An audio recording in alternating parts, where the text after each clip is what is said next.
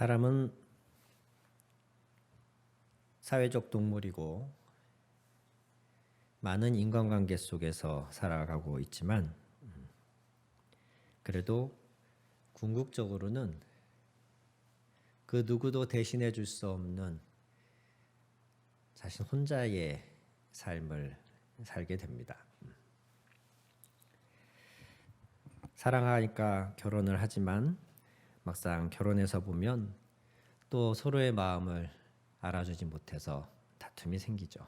남편은 남편대로 사회생활의 어려움과 가장으로서의 무거운 부담감을 호소하고, 아내는 아내대로 육아의 힘듦과 자기 정체성의 혼란 또는 사회생활과 가사를 병행하는 것에 대한 어려움을 호소합니다.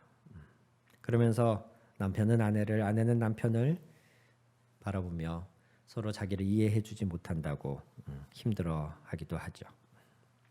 회사의 오너는 오너대로 경영과 자금 압박의 고통을 호소하고, 노동자는 노동자대로 또 처우 개선이나 고용의 안전을 주장합니다. 서로의 입장이 되어보는 것이 결코 쉽지 않더라고요.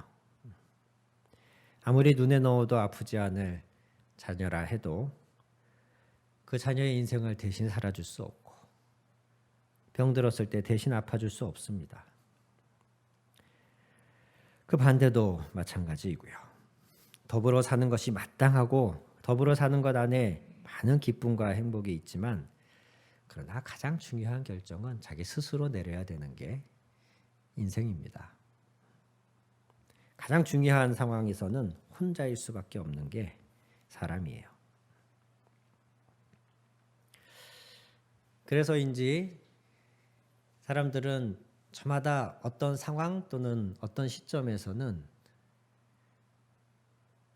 남들과 어떤 대화나 이런 관계로 문제를 풀기보다 혼자 고민하고, 그 누구도 공유 또는 공감해 줄 수 없는 문제 때문에 혼자 괴로워하고 힘들어하고 하는 시점들이 다 있더라고요. 우리가 잘 아는 엘리야라고 하는 그 대단한 선지자도 850명의 이방 우상 숭배자들과 함께 대결하여 승리를 한 그였음에도 불구하고, 왕후 이세벨이 또다시 자신의 목숨을 노린다는 소식을 들었을 때 그는 혼자 절망해서 자기 종도 떼어놓고 로뎀나무 아래에서 탄식하며 주님을 향해 울부짖습니다. 니고데모라고 하는 한 청년도, 그는 청년이었고 높은 사회적 지위 공의회 회원이었고 부자였음에도 불구하고 무언가 해결되지 않는 그 자신의 갈증으로 인해서 남몰래 예수님을 찾아오기도 합니다.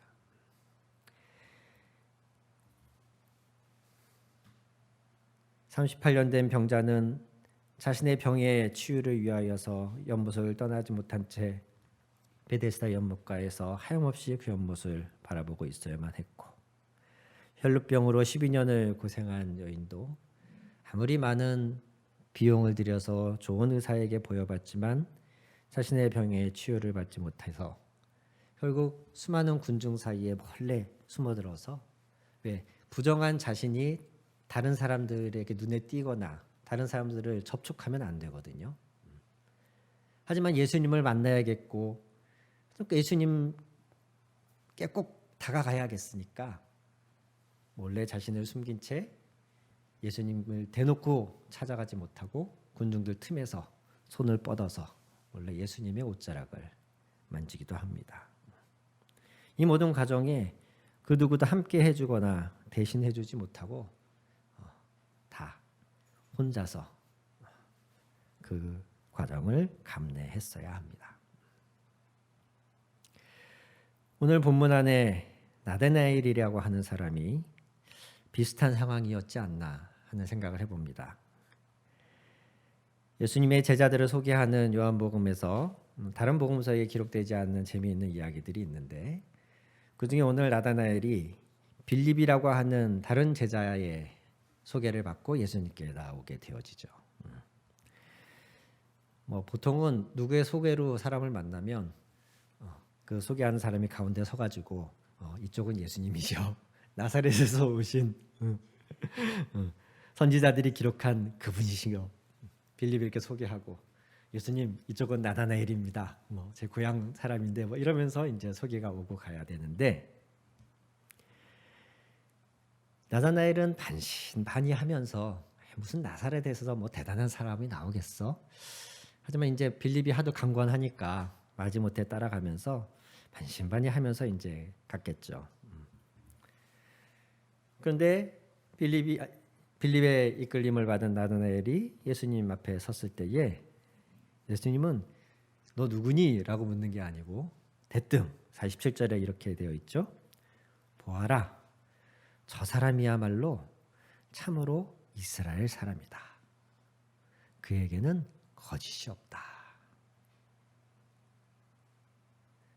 예수님이 먼저 대뜸 이렇게 말씀을 하십니다. 그러니까 나다나엘이 깜짝 놀라서 어떻게 나를 아십니까? 어떻게 나를 아십니까?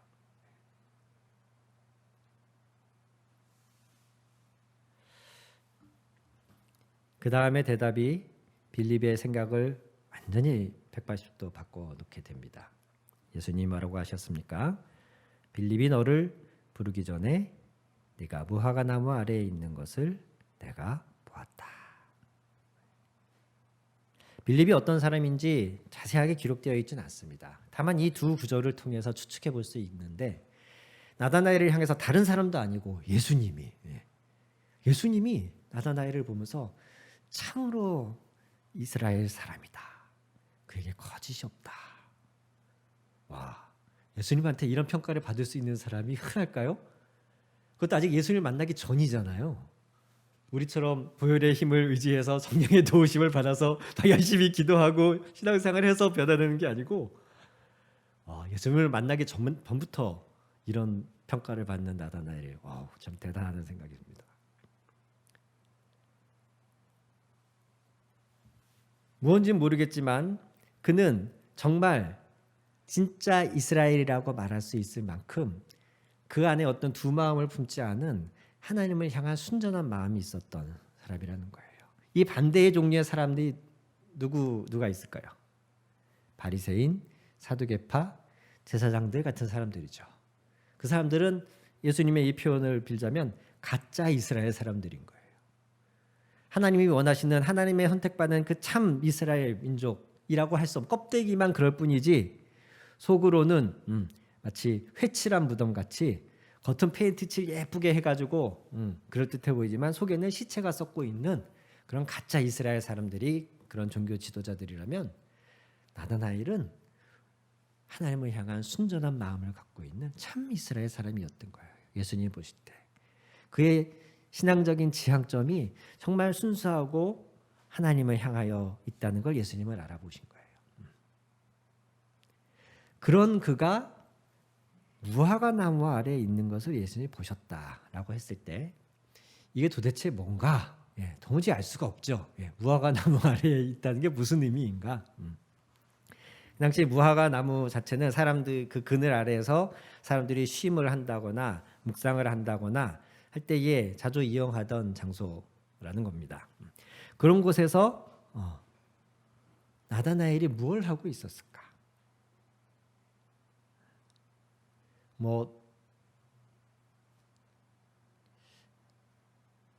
어떤 대단한 일을 하고 있었다거나 아니면 반대로 굉장히 부끄러운 일을 하고 있었을까요? 이건 순전히 저희가 추측할 수밖에 없는 거지만 예수님이 앞에서 말씀하신 참으로 이스라엘 사람이다. 그에겐 거짓이 없다. 라고 하는 말씀과 함께 생각을 해본다면 쉼과 묵상하기에 좋은 무화과 나무 아래에서 그는 기도를 하든가 아니면 무언가 신앙적인 고민 속에서 그것을 부둥켜 안고 씨름하고 있지 않았을까 하는 생각을 가져보게 됩니다.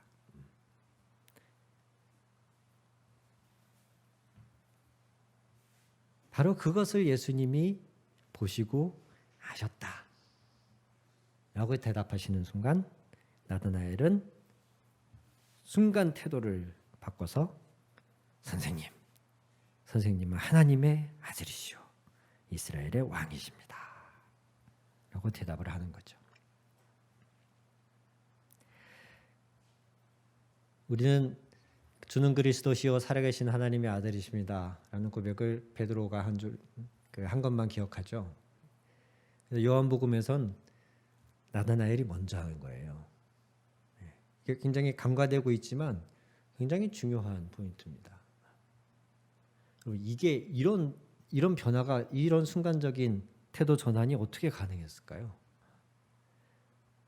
저는 모르긴 해도 그 무화과 나무 아래에서 혼자 무언가를 씨름하던 아니면 기도하던 아니면 묵상하던 그때가 나다나엘에게 굉장히 중요한 시점이었을 거라는 생각을 해요.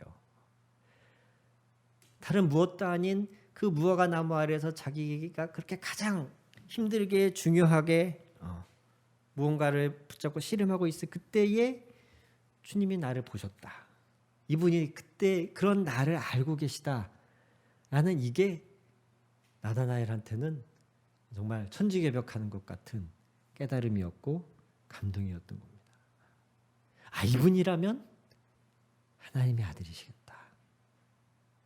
이분이라면 선지자들이 약속한 그 메시아, 이스라엘의 왕이시겠다.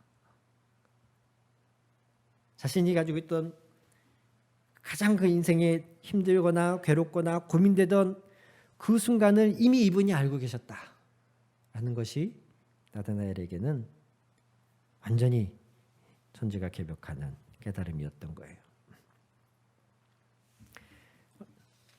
우연히 본 어떤 한 짤막한 영상에서 유재석 씨가 한 예능 프로그램을 사회 보고 있는 장면이 나왔는데요.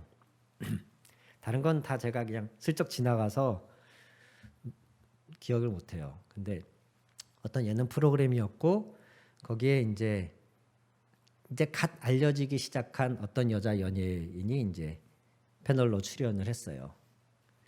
시작할 시점이었기 때문에 출연자들이 다 서로 인사를 하는데 유재석 씨가 그 처음 참석한 그 여자 연예인한테 막 반갑게 악수를 하면서 반갑습니다.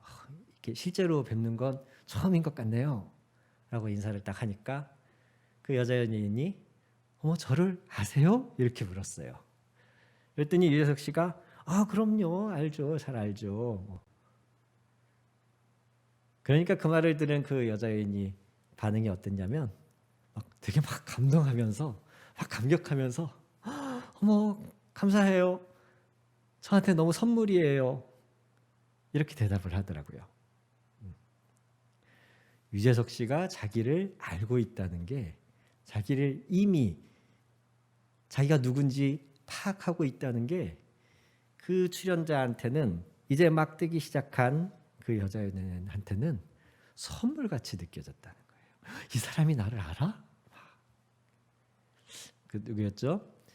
안산 씨였네요. 이번에 양궁 금메달 따신 그분이었나? 아니면 그 탁구에서 요즘 그 16살인가 17살짜리 그 여자 국가대표 탁구 선수 있잖아요. 그분들이 막 이번에 올림픽에서 선전하고 하는 모습을 보면서 여러 연예인들이 특히나 이제 안산 선수 같은 경우는 이제 금메달 따고 나니까 그 선수의 SNS에 막 이렇게 트윗을 올리고 막 댓글을 달고 하면서 축하하고 격려해 준 거죠. 근데 그 댓글을 달아준 축하해 준 사람 중에 BTS가 있는 거예요.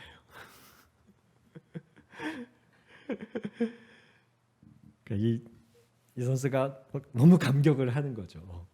아니 BTS가 나를 알다니요? 평소엔 자기가 그렇게 하늘같이 바라보던 손 한번 잡아보면 소원이 없게도 생각하던 그 전 세계 탑인 아이돌이 자기를 안다니, 그리고 심지어 자기를 응원해 준다니 막 너무 감격해가지고 어쩔 줄 몰라 하더라고요. 네. 정확한 내용은 모르겠지만 나다나엘은 하나님을 향한 열정이 그 순수한 신앙의 모습을 가진 사람이었고, 그가 그 누구와도 공유하지 못한 채 무화과 나무 아래에서 고민하고 기도하고 묵상하면서 씨름하고 있던 그때에 그때의 자신을 이미 알고 계신,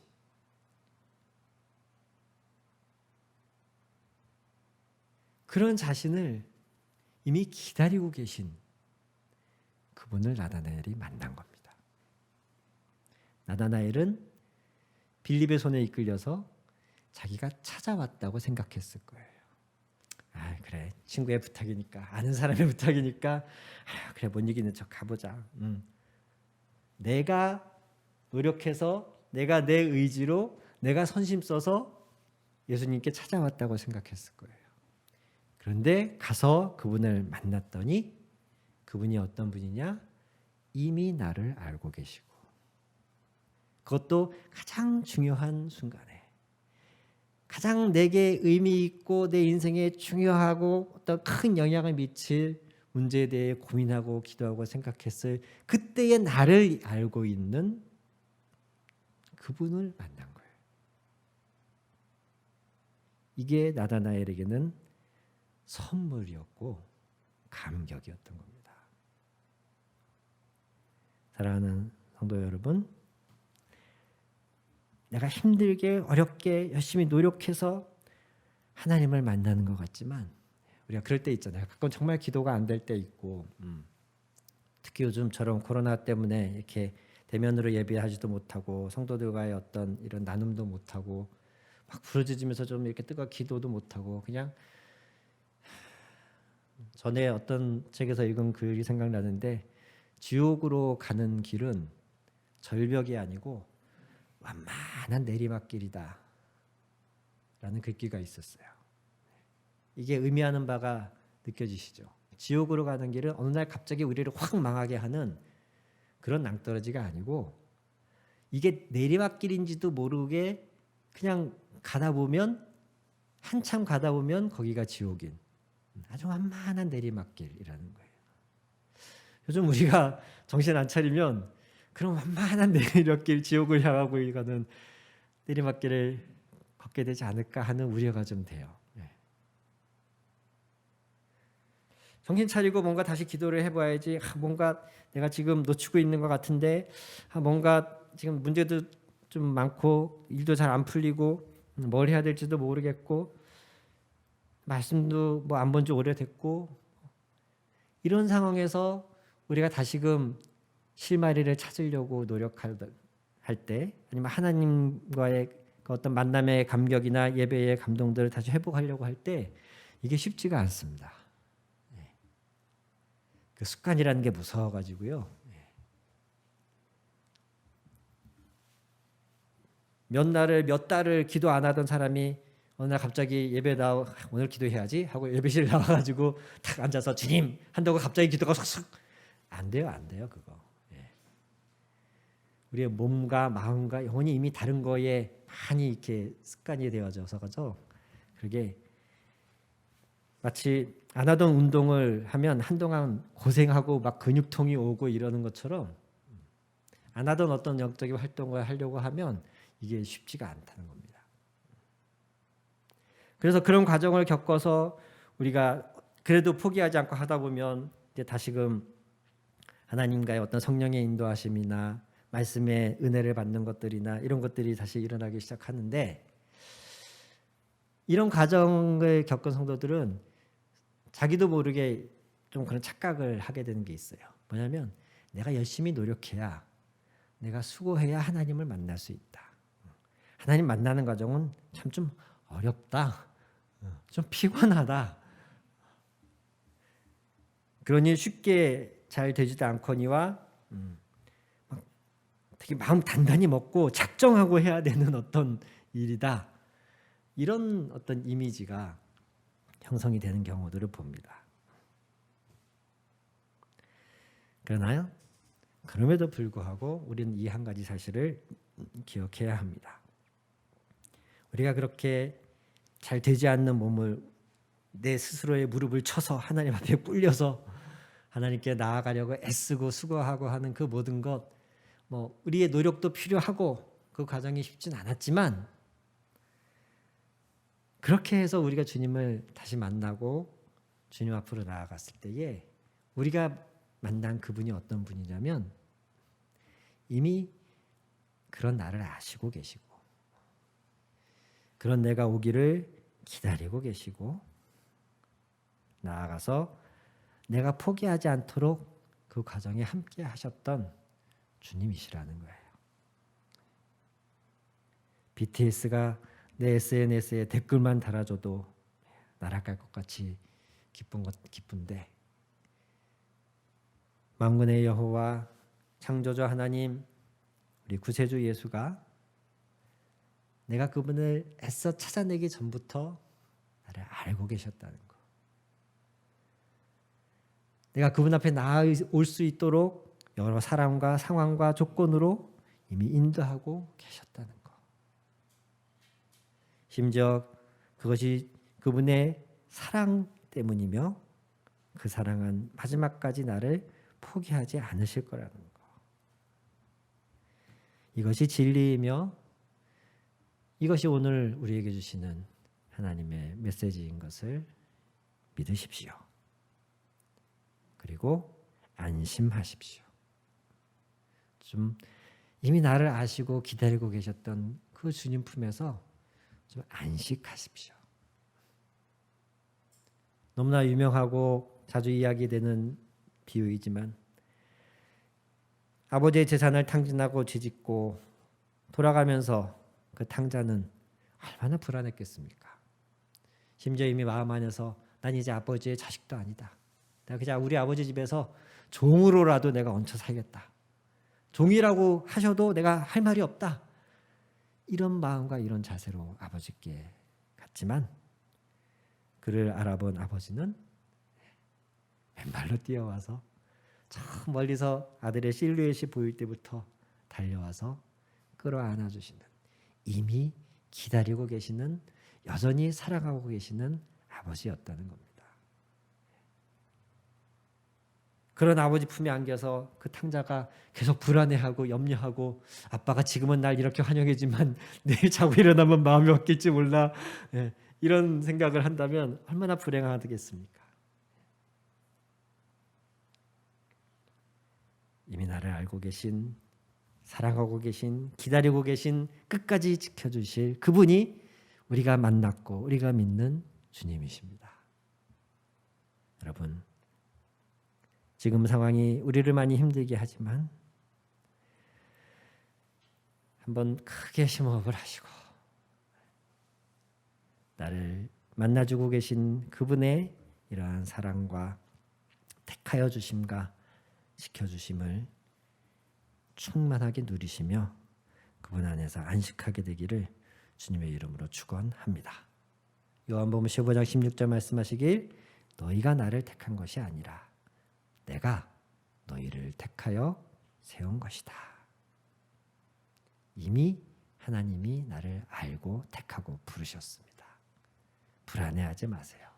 걱정하지 마세요. 염려하지 마세요.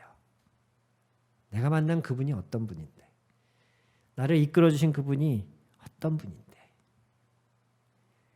세상에서 내가 염려하고 근심하고 걱정하고 넘어지도록 내버려 두실 분이 아닙니다. 나다나엘이 자신을 알아봐 주시는 주님 안에서 그 모든 생각과 의지와 이 모든 것이 180도 바뀌고 그분 앞에 순복하게 되어졌던 것처럼 우리가 그분께 헌신하고 우리가 그분께 순종하게 되는 것은 그분의 어떤 파워나 그 위력 내지는 어떤 권위에 의해서라기보다도 나를 알아주시고 기다려주시고 사랑해주시는 아버지 되어 주심 때문인 겁니다. 그런 주님을 만날 때 우리는 진정자발적으로 기쁨 가운데에 주는 그리스도시요 살아계신 하나님의 아들이십니다 라고 말할 수 있게 되는 거예요. 오늘 나다나엘처럼 노력하고 찾아서 힘을 내서 막 나 자신을 쥐어짜서 하나님을 만난다는 이런 잘못된 이미지에서 벗어나시고 이미 기다리고 계시고 이미 사랑하고 계신 주님께 더 깊이 안기시는 여러분 되기를 축원합니다. 아멘. 기도하겠습니다.